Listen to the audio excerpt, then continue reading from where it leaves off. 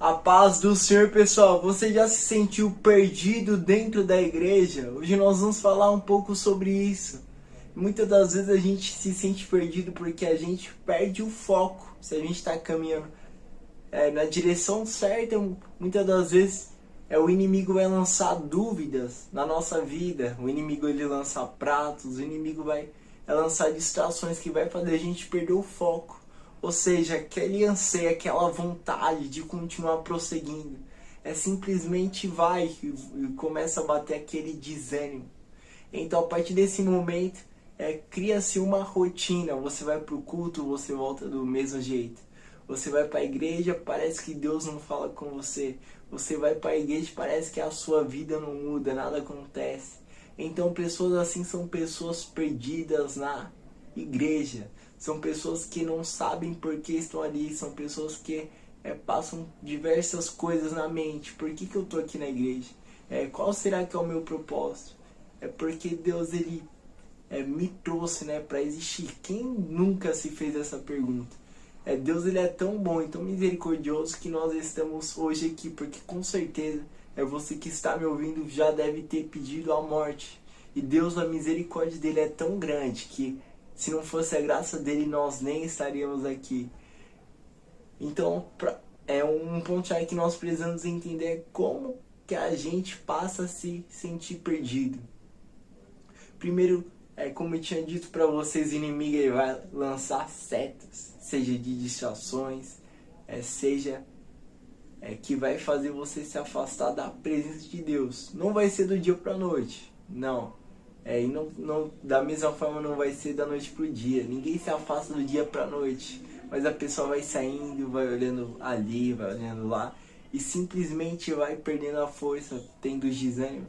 E a partir desse momento a pessoa se acomoda. Ela deixa de ouvir a palavra entra por um ouvido e sai por outro. Então como que a gente vai se encontrar? Primeiro a gente precisa encontrar o amor por nós mesmos.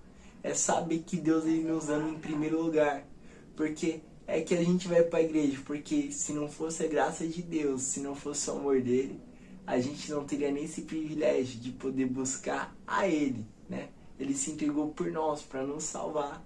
Então a gente precisa ser grato a Deus pelo que ele faz. Porque se a gente não consegue nem acreditar no que ele fez pela gente, qual o propósito que a gente vai para a igreja? A gente sabe que Deus ele nos deu uma missão. Ele falou ide por todo mundo. Ele não direcionou essa missão para uma ou duas pessoas, mas ele direcionou para todos nós. E a maior prova do evangelho de que tudo vale a pena por uma alma não é a partir do momento que Jesus ele vai falar ide por todo mundo, não. A partir do momento que o próprio Deus enviou o seu próprio Filho para morrer por mim, para morrer por você, para morrer por nós, pecadores. Então nós precisamos entender e se enxergar que Deus ele nos ama. E ele confiou a mim, e ele confiou em você uma missão super importante. Talvez você falar, mas eu não tenho conhecimento, mas eu não sei falar. Gente, todos os personagens da Bíblia passaram por dificuldades. Muitos não enxergavam potencial. Moisés era gago, Jeremias muito novo, Davi era excluído de seus irmãos. Até quando você vai se ver como você se enxerga e não como Deus pode torná-lo. Deus quer te transformar, Deus quer elevar você para um novo nível. Só que quando você ficar preso nessa mentalidade de fragilidade, de inferioridade, você não vai obter nenhum crescimento. Você vai ficar rondando o deserto. Então você enxergar que esse deserto é uma faculdade que Deus ele colocou na sua vida. Não para te deixar para baixo, mas para te elevar de nível, para te subir para cima. Então isso é muito importante a gente compreender qual que é o meu chamado, como que eu sei qual que é o meu propósito. Primeira coisa, Deus ele nos escolheu, eu tenho certeza disso. Você não veio para este mundo em vão. Segunda coisa é que não tem como você receber direção de Deus se você não ora, se você não busca, se você não pede direcionamento. Deus ele a palavra de Deus sempre vai dizer que ele está próximo daqueles que eu busco. Como que Deus fala comigo se eu não converso com Ele se eu não tenho nenhum esforço? Deus, Ele vai falar comigo se eu não converso com Ele? Muito claro que não, mas Deus pode me livrar, mas estamos falando de direcionamento. Então Deus, Ele vai responder a minha ou a sua oração. A palavra de Deus diz: tudo que fores ligado na terra será ligado no céu. Então a fonte começa aqui, a fonte sai da minha boca, sai da sua, nossa oração. Como que a gente liga coisa aqui na terra? Através da oração, essa palavra reflete. Ou seja, a oração, você ora, Deus responde, você caminha, Deus abre o mar. A gente vê que todos os milagres começam pela ação humana.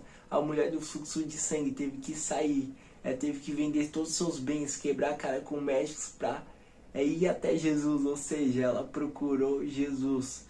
A primeira ação dela, a mulher do fluxo de sangue tocando em Jesus e depois Jesus operando milagre. Quer outro exemplo? Outro exemplo claro a gente enxerga que o próprio Jeremias. Ele seguiu a instrução do próprio Deus. Deus, ele vai falar de Jeremias: desce a casa do oleiro e ali te farei ouvir as minhas palavras. Deus dá ordem, Jeremias vai, mas Jeremias teve que descer a casa do oleiro para que Deus viesse responder a Jeremias. Então a primeira ação começa por nós. Não adianta saber o que fazer se você não faz. Ou seja, não adianta nada você saber que você precisa orar, mas você não ora. Não adianta nada saber que você precisa ler a Bíblia, mas você não lê. Não adianta nada você saber o certo e você não fazer. Então, respeite princípios. A partir do momento que você se responsabiliza pelos princípios, pode ter certeza que Deus, ele vai se responsabilizar pela promessa. Deus, ele vai se responsabilizar pela promessa. E eu termino esse vídeo por aqui, pessoal. Creio que vocês entenderam um pouco do contexto. E é super importante a gente valorizar isso, valorizar os momentos com Deus, pedir direção, porque Ele vai se revelar para as nossas vidas. Amém?